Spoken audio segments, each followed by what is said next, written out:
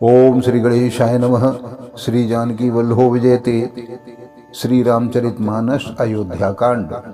कौशलपति गति सुन जन कौरा, भे सब लोक शोक बस बोरा। जेह देखे तेहि समय विदेहु, नाम सत्य अस लागन केहू।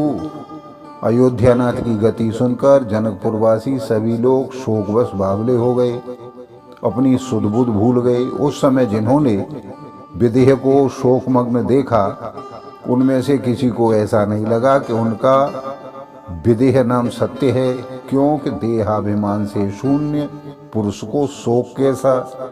रान कुचाल सुनत नरपाल हैं, सूजन कछु जस मन बिन ब्याल हैं।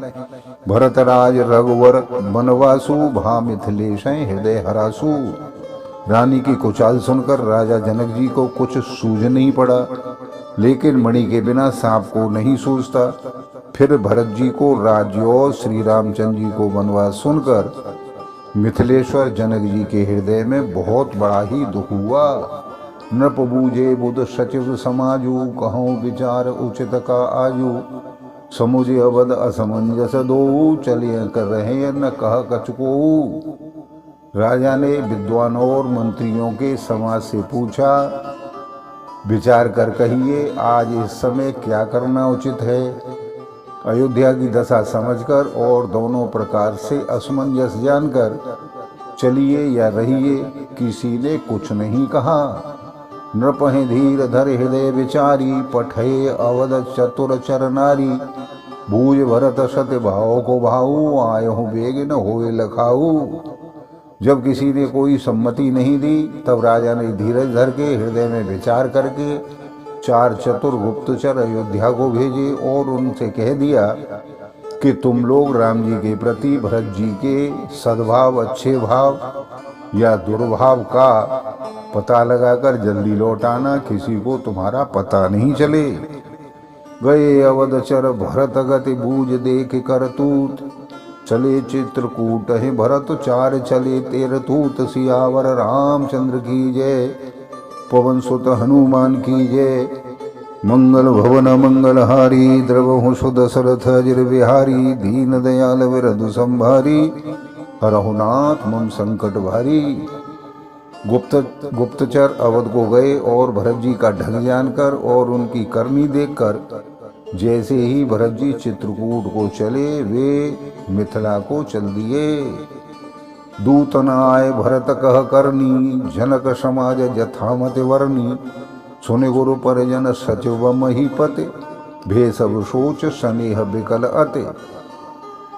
दूतों ने आकर राजा जनक जी की सभा में भरत जी की करनी का अपनी बुद्धि के अनुसार वर्णन किया। उसे सुनकर गुरु, कुटुंबी, मंत्री और राजा सभी सोच और स्नेह से अत्यंत व्याकुल हो गए। धर धीरज करे भरत बढ़ाई, लिए सुवट साहनी बुलाई। घरपुर देश राख रखवारे, है गया रथ बहुत जान सवारे। फिर जनक जी ने धीरज धरकर और भरत जी की बढ़ाई करके अच्छे योद्धाओं और सहानियों को बुलाया।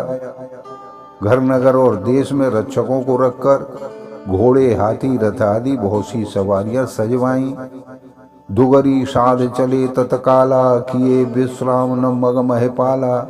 भोर है आज नहाए प्रयागा, चले जमुन उतरन सब लागा। वे दुगड़िया मुहूर्त साधकर उसी समय चल पड़े। राजा ने रास्ते में कहीं विश्राम भी नहीं किया। आज ही सवेरे प्रयागराज में स्नान करके जब सब लोग यमुना जी उतरने लगे, खबर ले हम पठे ना था, तिन कहीं असमह नायो माथा। साधक रात 6 सातक दीने, मुनिवर तुरत विदाचर कीने। तब हे नाथ हमें खबर लेने को भेजा। उन्होंने दूतों ने ऐसा कहकर पृथ्वी पर सिर नवाया। मुनि श्रेष्ठ वशिष्ठ जी ने कोई 6-7 भीलों को साथ देकर दूतों को तुरंत विदा कर दिया। सुनत जनक आगमन सब, हर्षे अवध समाज। रघुनंदन है सकोच बड़, सोच विवश सुरराज। सियावर रामचंद्र की जय, पवन सुत हनुमान की जय। मंगल भवन मंगलहारी द्रवहु सुदशरथ जिर बिहारी दीन दयाल विरधु संभारी हरहु नाथ मम संकट भारी। जनक जी का आगमन सुनकर अयोध्या का सारा समाज हर्षित हो गया। श्री राम जी को बड़ा संकोच हुआ और देवराज इंद्र तो विशेष रूप से सोच के बस में हो गए। गरे गलान कुटिल के काहे कहे के दूषण देई असमनान मुदित नर नारी भयउ बहोर रहव दिनचारी। कुटिल कई मन ही मन पश्चाताप से गली जाती है, किससे कहे और किसको दोष दे। और सब नर नारी मन में ऐसा विचार कर प्रसन्न हो रहे हैं कि अच्छा हुआ जनक जी के आने से कुछ दिन और रहना हो जाएगा।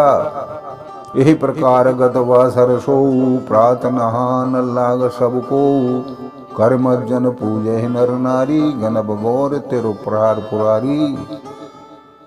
इस तरह वह दिन भी बीत गया। दूसरे दिन प्रातः काल सब कोई स्नान करने लगे। स्नान करने के पश्चात नर नारी गणेश जी, गौरी जी और महादेव जी और सूर्य भगवान की पूजा करने लगे।